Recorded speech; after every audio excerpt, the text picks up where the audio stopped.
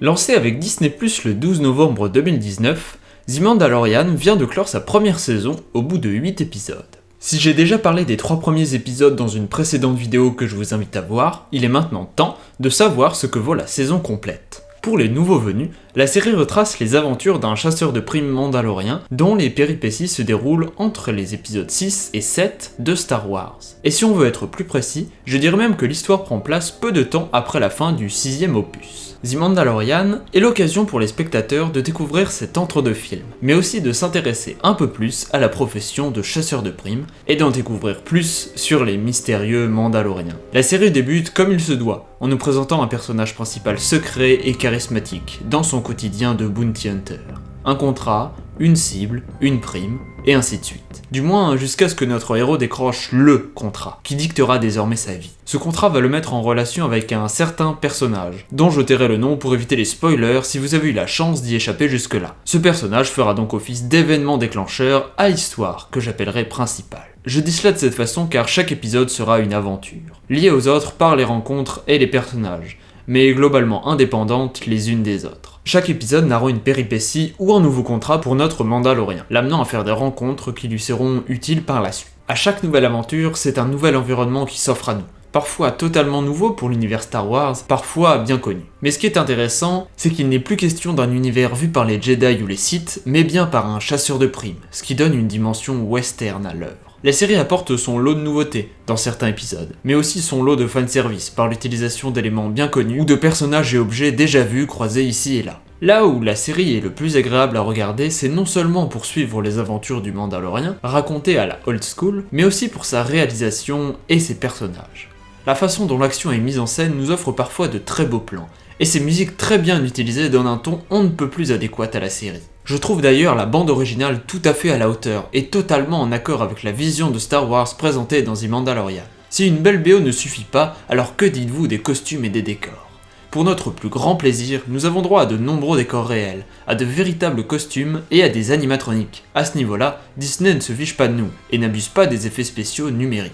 Car c'est à mon goût bien plus agréable d'avoir à l'écran une poupée robotisée ou un acteur costumé plutôt qu'un alien créé par ordinateur. Sur cet aspect de la série, j'applaudis totalement les créateurs.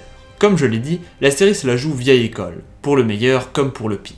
Car si les épisodes sont un vrai plaisir à regarder, on ne m'enlèvera pas ce sentiment que beaucoup de personnages et de répliques sont à la limite du cliché. Pour moi, ça dérange rapidement lorsque l'on s'en rend compte, mais ça colle tout de même avec l'ensemble, même si je pense que ça risque d'en déranger quelques-uns. Autre petit point noir, certains épisodes sont assez en dessous des autres. C'est le souci quand chaque aventure est indépendante de la précédente. La série a été créée par Jon Favreau, que vous connaissez pour avoir réalisé Iron Man 1 et 2 ou plus récemment le film live Le Livre de la Jungle. Comme je disais, un épisode, une aventure, mais aussi un réalisateur. Car si Jon Favreau est à la réalisation sur les 2 premiers épisodes, il passera la main à Taika Waititi, connu pour Thor Ragnarok, et également acteur d'un personnage que je vous laisserai chercher. À la réalisation, nous avons également droit à Bryce Dallas Howard, Rick Famuyiwa ou encore Deborah Shaw, qui vont chacun s'amuser à raconter une péripétie du Mandalorien. Sous le casque de ce dernier se cache généralement Pedro Pascal, connu pour avoir incarné Oberyn Martell dans Game of Thrones, ou encore pour avoir joué dans Narcos ou le second Kingsman.